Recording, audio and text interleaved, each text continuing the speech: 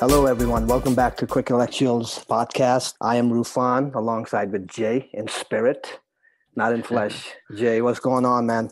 Nothing much. Just, busy with work and things, but glad to have this time and to talk some cricket at night. Same here, man. And we closed out our last episode anticipating and hoping that it doesn't happen, a change in our T20 squad. And a few hours later, it happened.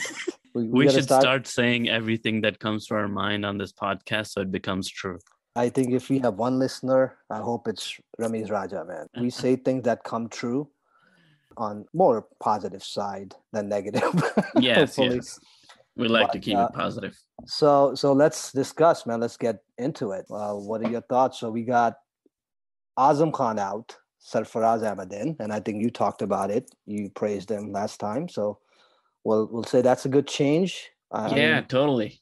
Bad for Azam Khan, so we'll discuss him later. We got Heather Ali in. That's the guy I was praising last time. And he was performing very well. I think he's number 4, not in the domestic rankings, but as far as runs are in the T20 National Cup. Fakhr Zaman and Khushdil Shah, they're both in, but swapped their positions. Khushdil is a reserve and Fakhr Zaman is in. Mm-hmm. And the next change was Sohaib Maqsood, who's injured, has some lower back issues, and Shoaib Malik, the veteran, the great Shoaib Malik, is back in. A lot of experience, as we discussed, but is it ethically the right change? Do the stats back them up? And are there any others that could have stayed or taken their spot? So overall, if you look at the roster, it looks pretty good. It looks more balanced than it did. We didn't know the new players that were in there. We didn't know much about them, but we initially thought whatever happened. They made the decision. They're professionals. So we should support them. But PCB didn't. Despite what we were saying. And they were dropped. Despite the message we were trying to give. The only positive message we were trying to put out there to defend PCB is no longer there. So it's they're not very good at cleaning up the crime scene, right? It's like they left their fingerprints at a crime scene and we're like, no, I can't be PCB. And the next day, the desk where the fingerprints were on is no longer there. And you're like, wait a second. Yeah, it's always like that with them, man. You try your best to give them the benefit of the doubt, and there's some sloppiness here and there. But I do agree overall, or for the purpose of our video, this is a better team. 100%, I agree with you there. This is a better team than the one before.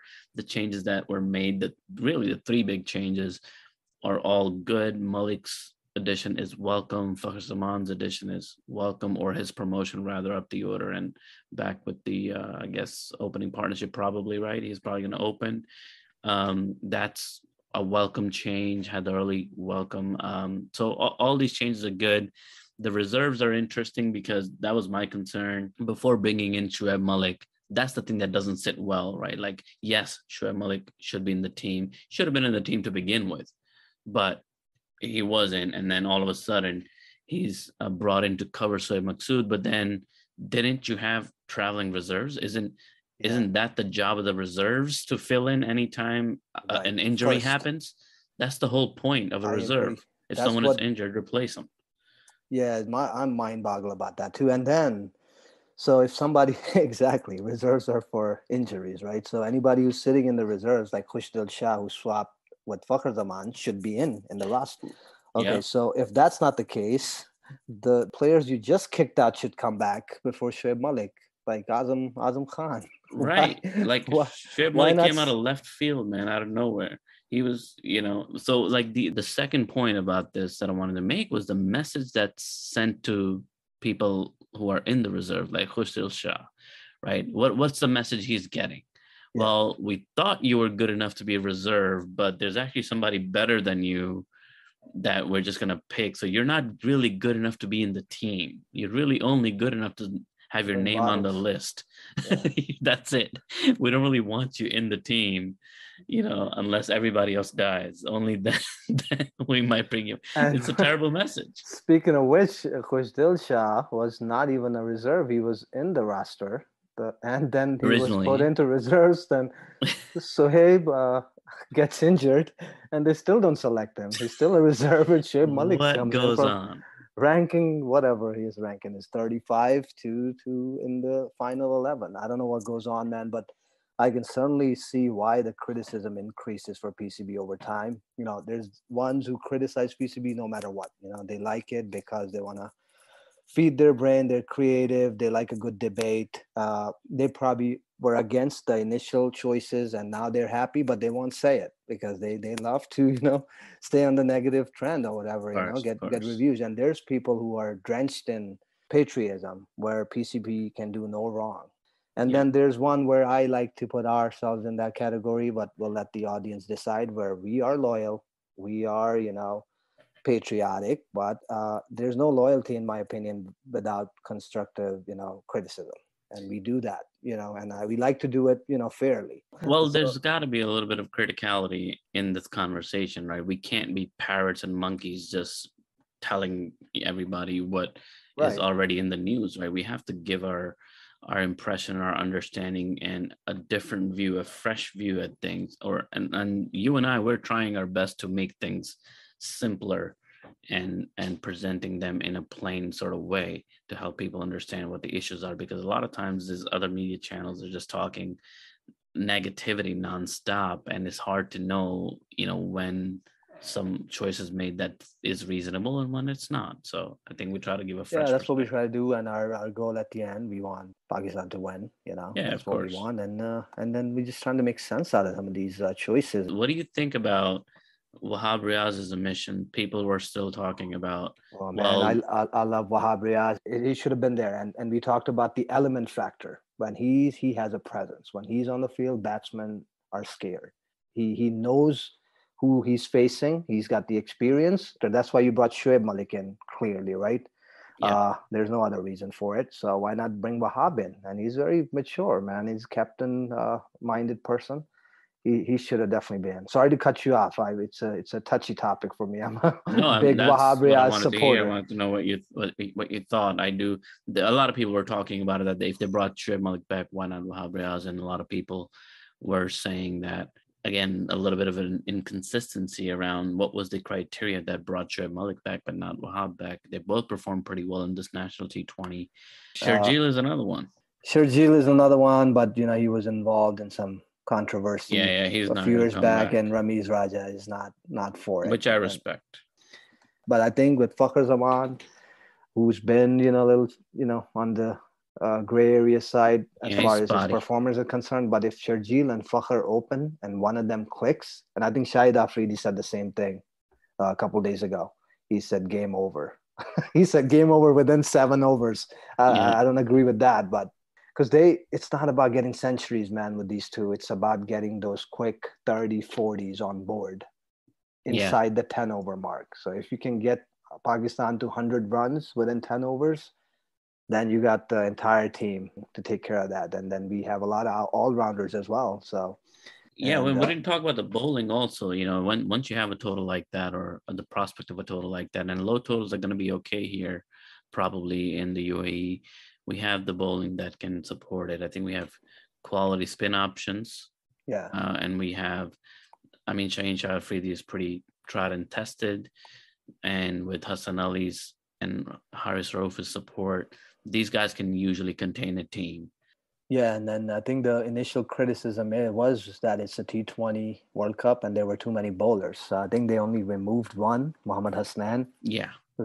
And they brought Haider Ali in. So that's a good change. And then I'm looking at the current roster. Asif Ali, man, he's a hitter. He's like a Shahid Afridi, but made in China. It's just, what's that mean? That means he's not cheap, man. He's just not the quality that Shahid Afridi is. He can hit a couple of sixes, really powerful ones, but he hasn't been performing. Let's look at the rankings, right? Sarfaraz stands 15th. So let's assume they made this decision, and Wasim Khan said it, after the T20 performances, right? So they want the momentum to go into the World Cup. Well, Sarfaraz, it's confusing again. He's not going to be in the playing 11 unless Rizwan sits out. Rizwan's not going to sit out. I really hope they don't do the Moeen Khan, Rashid, Latif type of deal where they're both on. No, they never put them both on because they're both wicket keepers, because they don't know how to field outside that. Sarfraz and Rizwan have both been on the field before, where like one of them was a keeper, the other one was just fielding. Rizwan has definitely been doing that, but Rizwan is a better wicketkeeper in my opinion. For sure. He's in 2020 and 21, he's the highest run getter in T20. Yeah.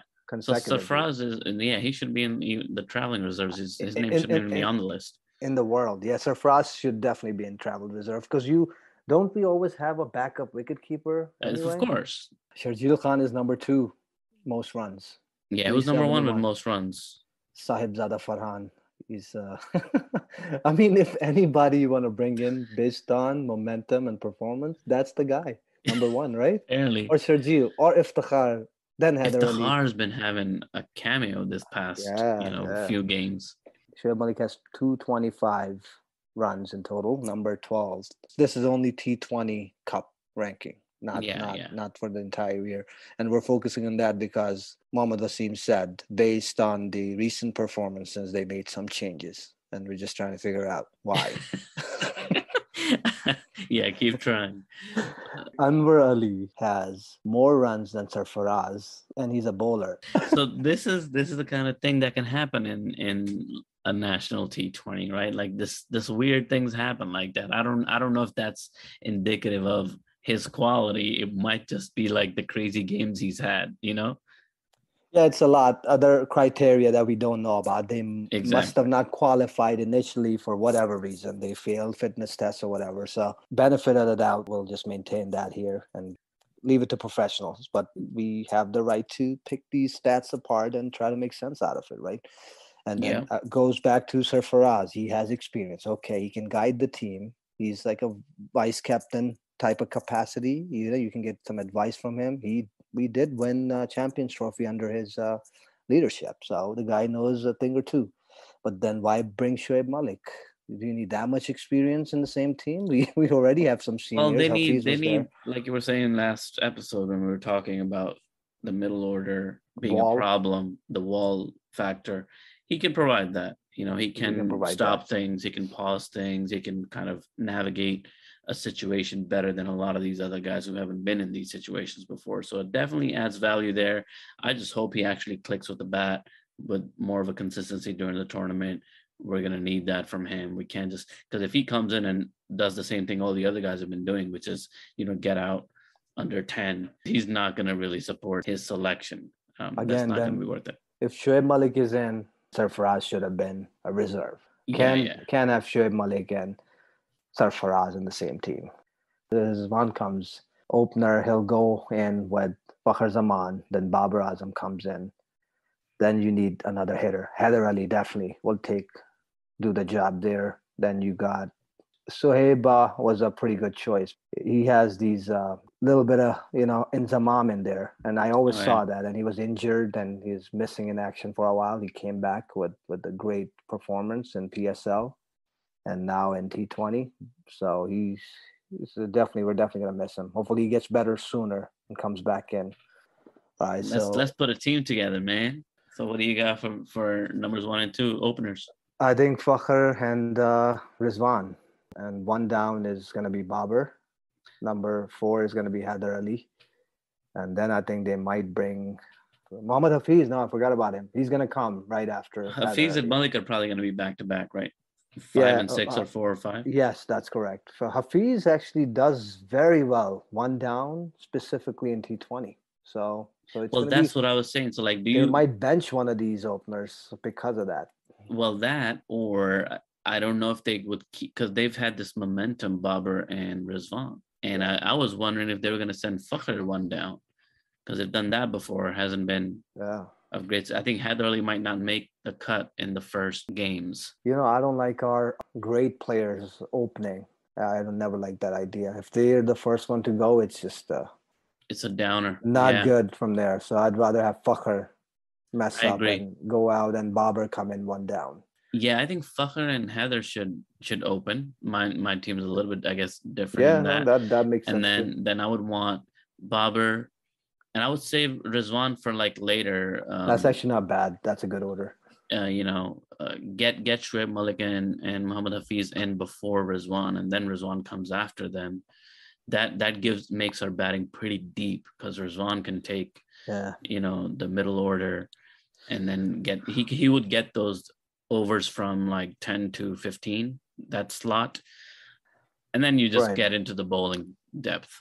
I agree with that, but I'd keep Rizwan a little bit higher because it is T20, man, and things can slow down and over two, and Shoaib Malik takes his time to settle in. So you would have him right above Shoaib Malik? Mohammad Rizwan he's a very good hitter. His timing is good, strike rate is good, so I'd rather have him add on runs faster before Shoaib Malik comes and takes in. Couple overs, you don't score, changes the T20 game altogether. Yeah, sure. So you would have Fakhr and Heather, then Babar, then Rizwan, then Malik, Hafiz, and then Hassan Ali? I would have Hafiz, Malik, then Hassan Ali. Yeah. All right. That's good. I'll support that. We can always change that next game. Yeah, we could always get the traveling reserve. We could change. We could just call somebody else in. We always talked about having a surprising factor in games against like really good teams like India.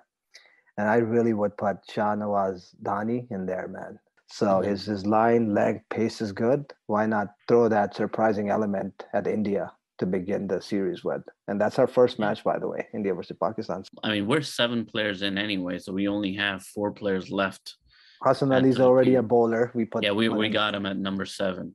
Okay. Shaheen's got to be there, right? Of course, Shaheen's there. Haris Rauf is probably already there. Shadab Khan is probably already there, right? So that's 3. Imad Wasim. So I know he hasn't been performing. Actually, Haris Rauf and Imad Wasim, along with Asif Ali, are 3 players I would not even select. Oh, really? With. Yeah. Imad so you would pick Muhammad Nawaz and this guy Muhammad Wasim? Muhammad Wasim, I don't know much about, but his stats must be good. If he's not in the scene, there's got to be a reason. So I don't want to talk much about it. Muhammad Nawaz is a good spinner. He's better than Imad Wasim, and he does bat as well, just like Imad. Oh, that's interesting. All right, we'll see. I mean, I'm down. I mean, I wouldn't mind having this combination of quickies with Shaheen and Hassan and Haris. I know Haris has particularly been a little bit inconsistent in my view, but again, the big stage might be a place where he brings in the extra energy. So I'd be interested in trying that out. And out of Muhammad Nawaz, and I mean, the spinners are harder for me to kind of choose from. Yeah, they're always tricky, and they can perform depending on the situation. And they're important in UAE, right? Very important. Yeah. They might start off with Mohammad Hafiz. Really depends on who plays first. Okay, so we got what? Let's finish it up. I think we got the team. We're not agreeing on the last 4, but you want to bench Haris, and you said Imad Wasim, and I could agree with Imad Wasim. Haris Rauf, I'd rather keep. We need 2 pacers at least, right? We got Hassan Ali, we got Shaheen, so we got 2. Do we need like a medium? I think that's where Haris Rauf comes in, medium or fast bowler. That's always been the case. Yeah, because these batsmen, all-rounder batsmen, don't bowl fast. If we have these 3, Shaheen, Haris, Hassan, and we add either Muhammad Nawaz or Shadab Khan. He's definitely going to be in, actually. I didn't even see his name. Yeah, he's not a name that gets dropped usually. We're not talking about releasing him. He's going to be there. He's been average lately, not too good, but keeps everybody happy. So so that's good. We need a person like that. Yeah. Him and Hassan Ali are the jokers, and they're pretty good friends. We need them. There's our team, guys. Let's see what actually happens. Let's see how close on the spot we were. And with that, we should end our episode for today, and we'll see you guys next time. Thanks for joining. Have a good one. Bye.